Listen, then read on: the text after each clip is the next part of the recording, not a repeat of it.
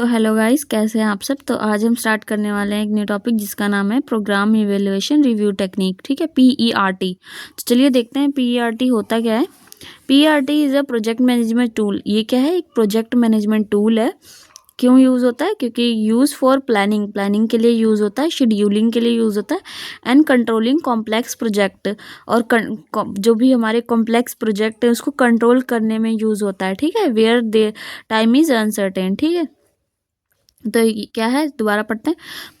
PERT is a project management tool. क्या है? Project management tool है, use for planning, scheduling and controlling complex project way time is uncertain. ठीक है, अब आगे देखते हैं डेफिनेशन क्या है इसकी। तो डेफिनेशन इसकी है, PERT is a network technique. क्या है? नेटवर्क टेक्निक है that helps managers identify project. Managers को किस में हेल्प करता है? Identify project activities. प्रोजेक्ट की जो भी एक्टिविटीज़ है उसको पता लगाने में कि क्या चल रहा है क्या नहीं, और टाइम एस्टिमेट टाइम पता करने में कि कितना टाइम लगेगा किसी भी प्रोजेक्ट को ख़त्म होने में। ठीक है, और determine the shortest possible project duration. और जो भी हमारा प्रोजेक्ट का ड्यूरेशन है वो भी डिटरमाइन करते हैं, उससे पता लगाते हैं कि कितना टाइम तक हो जाएगा ये प्रोजेक्ट कंप्लीट, कब तक हो जाएगा। तो शॉर्टेस्ट पॉसिबल उसका क्या टाइम रहेगा, प्रोजेक्ट ड्यूरेशन कितना रहेगा। ठीक है, तो इसमें ये है डेफिनेशन में। एक बार और पढ़ लेते हैं। PERT is a network technique that helps manager identify project activities, estimate time, and determine the shortest possible project duration. ठीक है, तो ये था डेफिनेशन इसका। अब ऑब्जेक्टिव देखते हैं, इसका ऑब्जेक्टिव क्या है, क्यों मतलब किया जाता है ये PERT। To plan and schedule project activity. क्यों क्या आता है? ताकि हम प्लान कर सकें, शेड्यूल कर सकें प्रोजेक्ट एक्टिविटीज़ को। और क्या दूसरा क्या? टू आइडेंटिफाई क्रिटिकल एक्टिविटीज़, जो भी हमारी क्रिटिकल एक्टिविटीज़ हैं उसको आइडेंटिफाई कर सकें। तीसरा है एस्टिमेट प्रोजेक्ट कंप्लीशन टाइम, हम निकाल सकें कि कितना टाइम लगेगा हमारे प्रोजेक्ट को कंप्लीट होने में, तो इसके लिए भी करते हैं। तो अगला क्या है? Control delays and uncertainty. ठीक है, तो हम क्या भी कोई भी डिले उसको कम कर सकें, और इसके लिए हम ये टेक्निक यूज़ करते हैं, और कोई भी अनसर्टेनिटी को भी रोक सकें कि कुछ अलग ना हो। अगला है इम्प्रूव कोऑर्डिनेशन, और कोऑर्डिनेशन को इम्प्रूव करने के लिए भी हम यूज़ करते हैं। ठीक है, ये था इसका objective.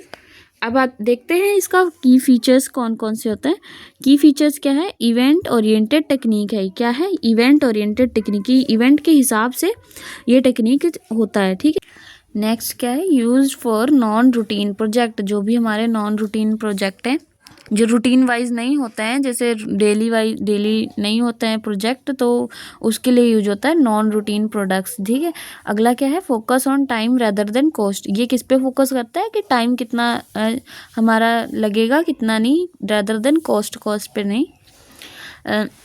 Use problematic uses probabilistic time estimate, मतलब कि प्रोबेबल टाइम कितना लगेगा निकालते हैं इसमें। ठीक है, अब इसमें देखते हैं ये क्या होता है। टाइम एस्टिमेट हम कैसे निकालते हैं कि कितना टाइम लगेगा हमारे प्रोजेक्ट को कंप्लीट होने में। तो ये है optimistic time. O means optimistic time. ये क्या होता है? शॉर्ट टाइम जितना भी लगता है उसको O बोलते हैं, ऑप्टिमिस्टिक टाइम। नॉर्मल टाइम जितना भी लगता है, मोस्ट लाइकली टाइम, ये M से डिनोट करते हैं। अगला है P, पैसिमिस्टिक टाइम। ये क्या होता है? लॉन्गेस्ट टाइम ड्यूरेशन को बोलते हैं P, पैसिमिस्टिक टाइम। ओके, तो इसमें हम फॉर्मूला कौन सा यूज़ करते हैं? Time expected is equal to optimistic time plus 4 most likely time upon 6। ठीक है, तो ये है हमारा एक्सपेक्टेड टाइम।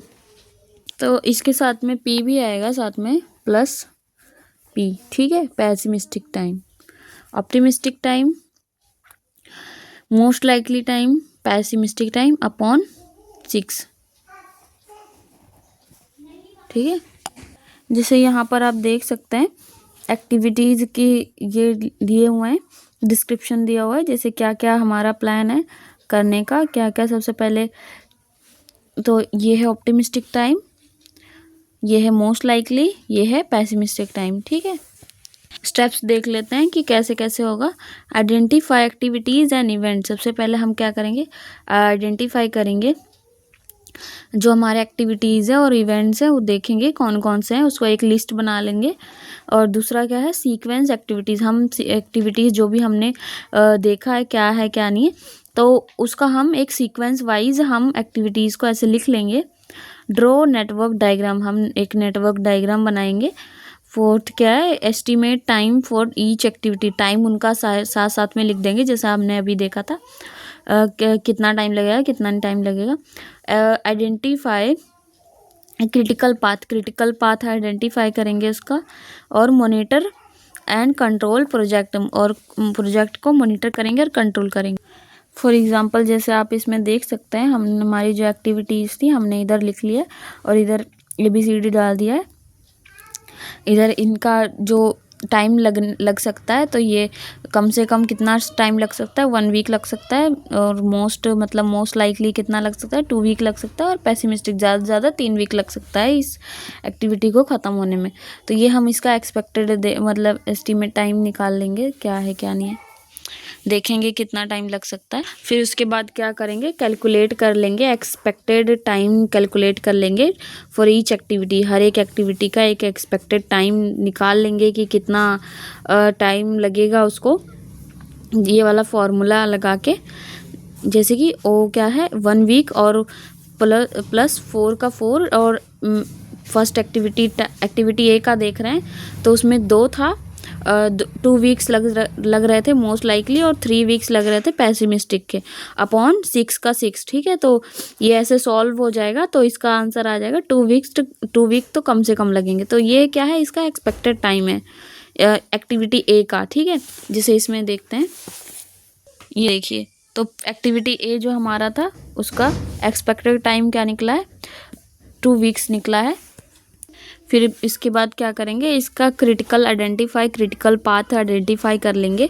तो क्रिटिकल पाथ कैसे निकालेंगे, जैसे इसमें दिया हुआ है activities on the critical path, मतलब ABCD जो हमारी एक्टिविटीज़ हैं उनको कितना कितना टाइम लगेगा, जो हमारा टाइम कितना लगेगा, एक्सपेक्टेड टाइम कितना लगेगा।